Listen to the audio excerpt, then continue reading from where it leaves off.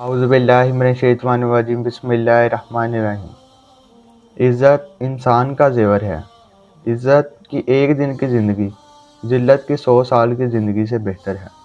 ایک دفعہ حضرت عمر رضی اللہ تعالیٰ عنہ بازار سے گزر رہے تھے۔ صبح کا وقت تھا۔ آپ نے تازہ گوشت دیکھا تو آپ کے دل میں خیال آیا کہ کیوں نہ گوشت خرید لوں، اور جب آپ نے اپنی جیب میں دیکھا تو پیسے نہیں تھے، اور آپ کے دل میں خیال آیا کہ کیوں نہ اسے دکاندار سے ادھار کر لوں، اور جب آپ اس دکاندار سے ادھار کرنے لگے تو آپ مسکرانے لگے، اور اپنے نفس کو مخاطب کر کے آپ نے کہا کہ اے نفس، تو اپنا ہے، وہ پرایا ہے، بات مانے یا نہ مانے، میں تمہیں بعد میں گوشت کھلا دوں گا۔ ہمارے اسلام نے طرز عمل سکھایا ہے کہ کس طرح اعتماد پیدا کیا جائے۔ چند چیزوں کے لیے اپنی عزت نفس کو نہ بیچو۔ اپنی عزت نفس کو ہر حرف سے اونچا رکھو، اپنی آواز نہیں، اپنا ظرف اونچا رکھو۔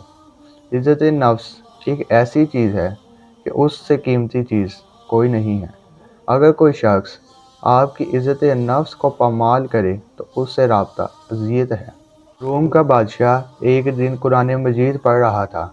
یہ آیات اس کے سامنے آئی جس کا مفہوم یہ ہے کہ اللہ جسے چاہے عزت دے اور جسے چاہے ذلت دے۔ وہ یہ بات پڑھ کر غرور میں آ گیا کہ خدا کے ہاتھ میں عزت اور ذلت ہے، میں تو بادشاہ ہوں، میں بھی عزت اور ذلت دے سکتا۔ بادشاہ شیطان کے بہکاوے میں آ گیا اور اس نے خدا سے منہ موڑ لیا۔ ایک دن بادشاہ کا شکار کا دل کیا۔ وہ اپنی فوج کے ساتھ جنگل میں چلا گیا۔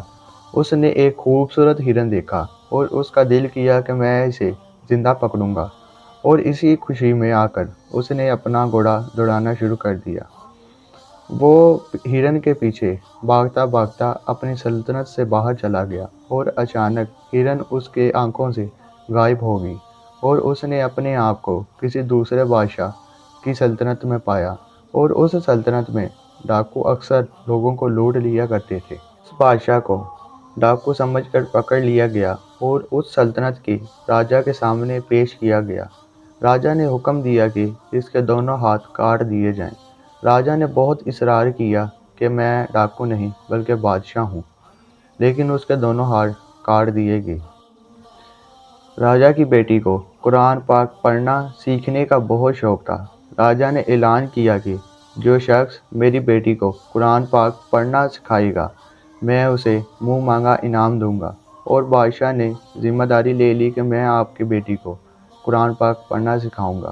اور جب ایک دن بادشاہ راجا کی بیٹی کو قرآن پاک پڑھا رہا تھا تو وہی آیات اچانک اس کے سامنے سے گزری۔ راجا نے جب بادشاہ سے پوچھا کہ تم ان آیات کے آتے ہی رونا کیوں شروع ہو گئے تھے، تو بادشاہ نے اپنا سارا واقعہ بتایا کہ میں بادشاہ ہوں، میں ڈاکو نہیں ہوں، اور میں نے یہ دعویٰ کیا تھا کہ میں بھی لوگوں کو عزت اور ذلت دے سکتا ہوں۔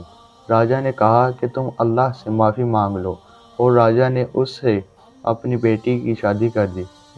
بادشاہ نے اللہ سے معافی مانگی اور اپنی سلطنت میں واپس آ گیا، لیکن ہر وقت اس کی زبان پر یہی الفاظ رہتے تھے: تو عز من تشاء و تذل من تشاء۔ اللہ جسے چاہے عزت دے اور اللہ ہی جسے چاہے ذلت دے۔ کسی کی ذات پر تہمت لگانے سے پہلے اپنی ذات پر لگے ہوئے نشان کو دیکھ لینا چاہیے۔